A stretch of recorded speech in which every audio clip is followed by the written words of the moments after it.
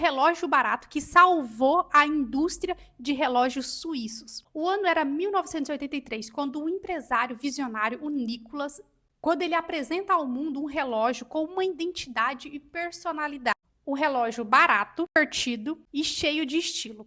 Basicamente, o empresário criou esse relógio cheio de personalidade e identidade para poder salvar todo um setor do grupo que estava em crise, que na época estavam sofrendo a crise dos quartos, que é basicamente os relógios japoneses que estavam dominando o mercado, como a Seiko, por exemplo.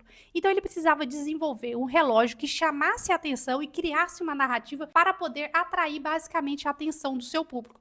Só que isso foi um sucesso, um estouro, e ele vendeu muito, salvando quase toda a indústria de relógios suíços. O relógio era basicamente um conjunto de cores vibrantes, coleções com artistas e vários modelos desenhados de forma estratégia para chamar cada vez a atenção mais do público. E tinha uma narrativa incrível. Isso fez com que tivesse um boom de vendas e levasse a empresa nas alturas. Só que poucos anos depois, os tempos basicamente mudaram e os ventos já não estavam mais a favor. Quando deu em 2010 que surgiu os smartphones e os smartwatches, os relógios perderam a vez, porque ninguém mais queria usar esses relógios, queria mais tecnologias, e fazendo com que as vendas basicamente despencassem no mercado. E um dos grandes desafios, além das tarifas que as empresas estavam enfrentando no momento, era a questão da relevância cultural. Elas não estavam basicamente conseguindo mais contar uma narrativa tão interessante que fizesse com que o público voltasse a comprar os seus relógios. E isso é uma coisa muito interessante. Quando você vai apresentar também, você precisa ter uma narrativa muito envolvente.